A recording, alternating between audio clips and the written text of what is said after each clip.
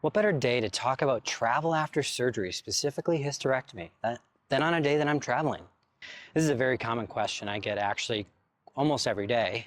Talking with patients, whether it's pre-op or post-op, wondering when they can travel after their hysterectomy.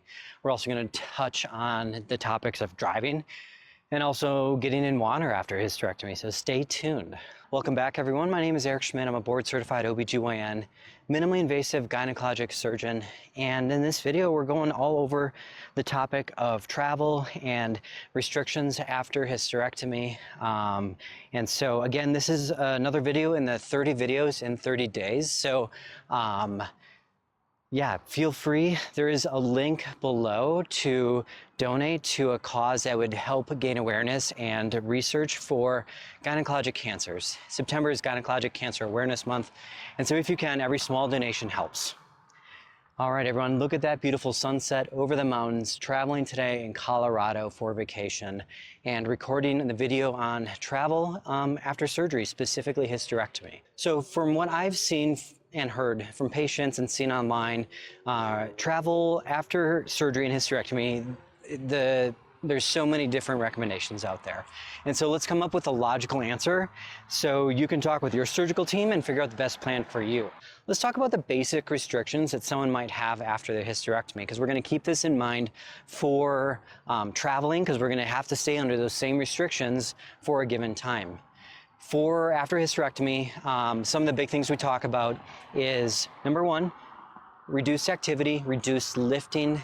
And by that, I mean usually under 15, 20 pounds for 6 to 8 weeks. No high intensity, strenuous activity that would likely cause you to have intense core or Valsalva movements. And so this would include things like doing a core workout and or sometimes even yoga that can have some big core movements. And so that is for 6 to 8 weeks, usually, again, depends on the surgeon. Another restriction is vaginal penetration. And this is mainly for total hysterectomy, because we remove the cervix and make the incision on the top of the vagina. And so we don't want anything touching that.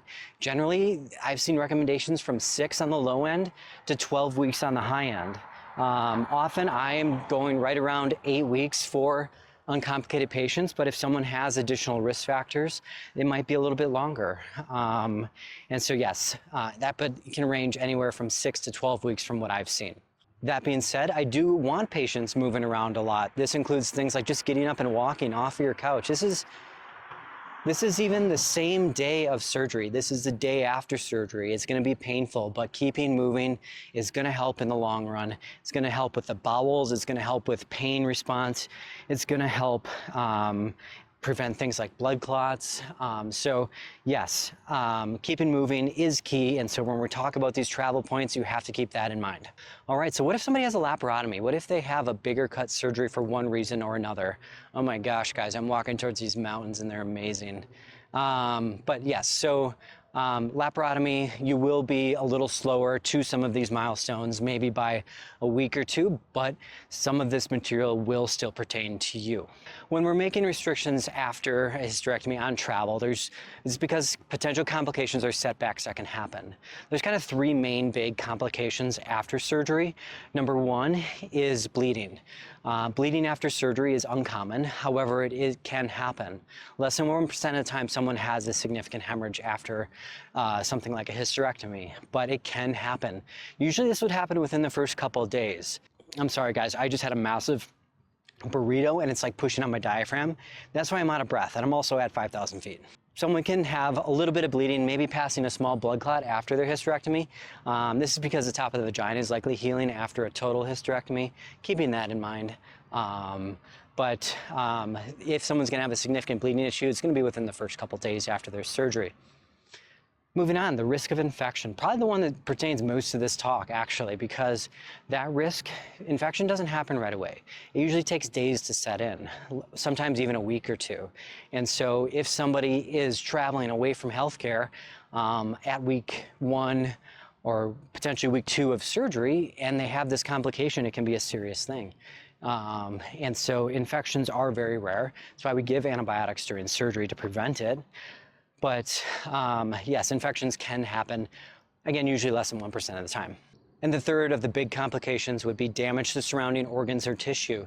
Now, this would include the things like bladder, bowel, which are in close proximity to where we're doing the hysterectomy. These things are extremely rare if you're with an experienced minimally invasive surgeon. Again, less than 1% of the time. But sometimes there's delayed injuries. If there is an occult injury, it should be detected at the time of surgery, but sometimes there can be delayed injuries. Usually those are going to present themselves within a week of surgery. And so that's why usually in that first week or two, because of these complications we talked about, generally you want to stay in close proximity to your healthcare team, or at least in an area with good healthcare. A couple points I wanted to make before I get into it. Things to consider. One is, like I just talked about, staying in close proximity to your healthcare team within those first couple weeks after surgery. Healthcare isn't always the same in every single part of every country, and so it can vary a lot between small town, big town, or other areas as far as the complexity of things that they may see. And so that's why partially I recommend within those first couple of weeks, when those big complications can happen, at least stay in close proximity to healthcare. Okay, let's talk about return to driving. This is a very common question. There's a couple big points. One, you have to be able to do all of the safe things in order to drive. This would be, turning the steering wheel. This would be suddenly slamming on your brakes, things like that. I would say most of my patients return to driving within like 5 to 7 days. It can be a couple days, but point number two is you can't be taking your narcotic medication either. Generally, patients may take that within the first day or two. A lot of my patients don't even need to take the narcotic medications, but if they do, you just can't drive when you take those medications. And so again, generally, hopefully somebody is able to return to driving within a week or so, but again, that might vary. All right, let's talk about flying, and when can someone go on a flight, enjoy themselves after their big case like surgery so they can enjoy feeling better. This one's a little more complicated. One, it depends on where you're flying to. If it's a short little flight, you could, go somewhere within, around 2-3 weeks after your surgery. If you're talking about going somewhere where you don't know the healthcare system, going somewhere tropical, whether you're going to Mexico, Hawaii, Caribbean, you probably want to wait at least 2 to 4 weeks.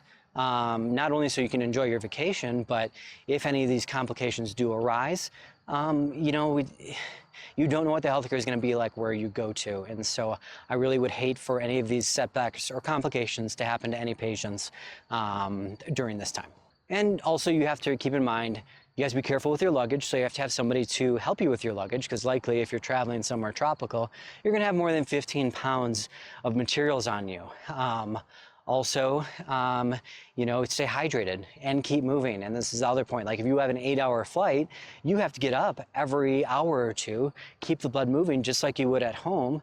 But it's probably even more important because traveling does increase your blood clot risk ever so slightly.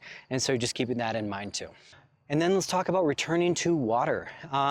This one actually probably has a little bit more restriction, especially again, we're talking about total hysterectomy where somebody has the cut on their vagina, and you really want to protect that because it's just hard to know what water is getting up there. So if it's dirty water, which I consider hot tubs, pools, and any natural body of water. This would be rivers, this would be ponds, oceans. I don't recommend doing it for at least 6 weeks after your surgery because you don't know what's in that water. You don't know what could get in these areas that the area is healing, and so if an area is healing, that could be a direct course to your abdomen, and you don't want that. Generally 6 weeks for those dirty waters, including hot tubs and pools. If a bathtub, sometimes that can be done at give or take 4 weeks after surgery. That's clean water, and that can likely, I say after the discharge has resolved or the bleeding has resolved, that can be done safely. But again, that might vary a lot from each provider, so check with yours to get your exact recommendations. So unfortunately, complications can happen with recovery and surgery or setbacks. And so a couple ways to protect yourself and your vacation, your time, your money is to get trip insurance if you are planning something soon after a surgery. That way, if some setback does happen, you don't have to make a choice of vacation or putting yourself at risk. Because you and your recovery, it's the paramount thing. I mean, your wellness is most, and so keep that in mind. If you're watching this video because you had a recent surgery, I hope you have an excellent recovery. And another reminder, this is part of our video series, 30 videos in 30 days. Please consider donating to the cause for helping research in women's gynecologic cancers. I'm going to enjoy the rest of the sunset here in Colorado. And I might get stormed on, but you guys have a great rest of your day. Enjoy the rest of the week.